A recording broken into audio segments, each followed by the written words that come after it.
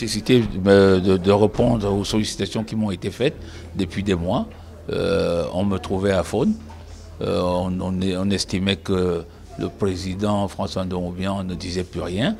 Et il y en a qui ont même forcé l'image en disant que la bouche qui mange ne parle plus et qu'il n'a plus d'opinion et que d'ailleurs il est incapable de s'exprimer vu sa position de premier vice-président de l'Assemblée nationale.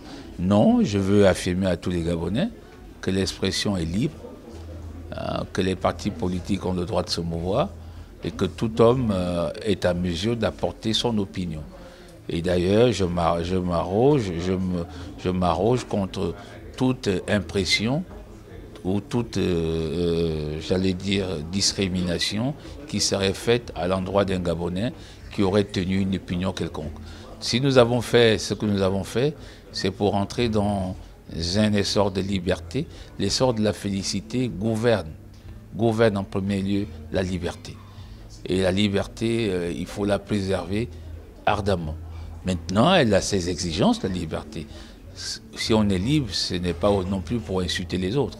Ce n'est pas non plus pour dire des contre-vérités ou dire n'importe quoi. On est libre parce qu'on est mesuré, parce qu'on est capable de soumettre son discours à la contradiction et d'avoir des idées à proposer. Donc moi, je vais protéger tous les journalistes, tous les Gabonais qui seraient impressionnés par n'importe quel pouvoir qui voudrait les soumettre au silence. Je ne l'accepterai pas. Parce que moi-même, je suis resté un homme libre.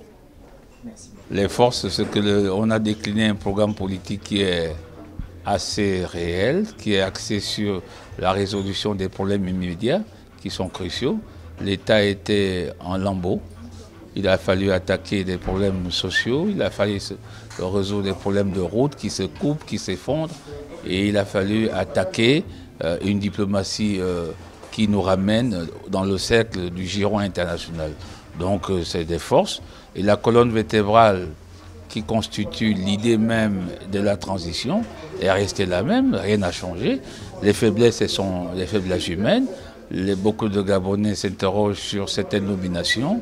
C'est légitime, mais il faut aussi que cette légitimité comprenne que nous sommes dans un pays à petite population et qu'il faille parfois attendre les révisions des nominations qui ont été faites. Nous avons aussi observé une faiblesse, c'est qu'on nomme quelqu'un aujourd'hui et puis on le démet demain et on le ramène après-demain.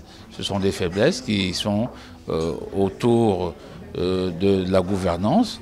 J'ai lu dans un journal que le président était mal entouré. Il faut effectivement veiller à ce qu'il soit bien entouré pour que les choses aillent dans une cohérence et une harmonie souhaitée.